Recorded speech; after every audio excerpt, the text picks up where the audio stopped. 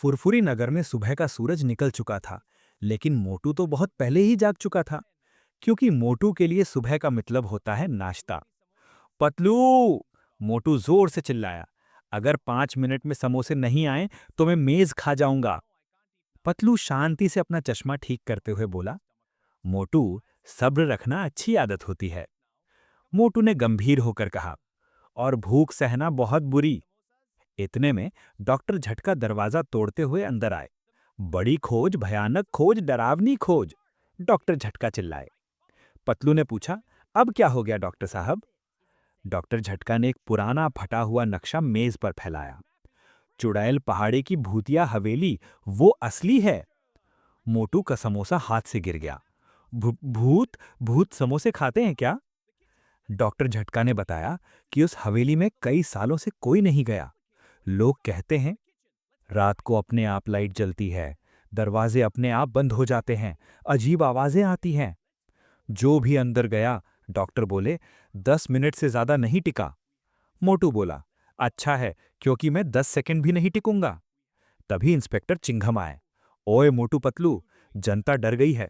भूत असली हो या नकली, मुझे गिरफ्तारी चाहिए। मोटू धीरे से बोला, हर बार हम ही क्यों? शाम होते होते चारों दोस्त पहाड़ी पर पहुंच गए। हवेली ऊंची, टूटी फूटी और डरावनी दिख रही थी। खिड़कियां आंखों जैसी लग रही थीं। क्रीक! मुख्य दरवाजा अपने आप खुल गया। मोटू पतलू से चिपक गया। मुझे याद आया, गैस खुली रह गई है। पतलू बोला, डरने की जरूरत नहीं मोटू, हर चीज का कारण होता है। अचानक बू! एक सफेद साया उड़ता हुआ निकला। मोटू की चीख इतनी तेज थी कि पेड़ों से चिड़ियां उड़ गईं। अंदर अंधेरा था, लाइटें झपक रही थीं, ठंडी हवा चल रही थी। एक चमकता हुआ भूत बोला, मैं इस हवेली का रक्षक हूं। डॉक्टर झटका तुरंत बेहोश। डॉक्टर झटका कांपते हुए बोले, मेरे आविष्कार भी इस डर के आगे फेल हैं। मोटू भी बेहोश होकर पतलू पर गिर पड़ा। लेकिन पतलू ध्यान से देख रहा था। उसे कुछ अजीब लगा।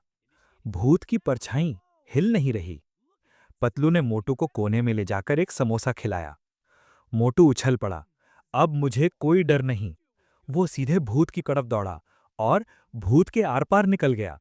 अरे ये तो धोखा है, मोटू चिल्लाया। भूत हंसा और दीवार में गायब हो गया।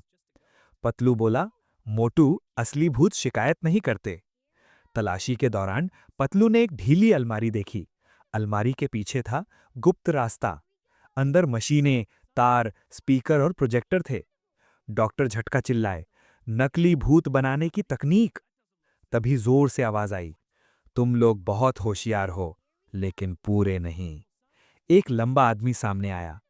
घसीटाराम, पतलू बोला। घसीटाराम हंसा। मैंने सबको डराया ताकि जमीन सस्ती खरीद सकूं। मोटू ने हुट्ठी बांधी। तो तुम नकली भूत थे? हाँ। मोटू मुस्कुराया।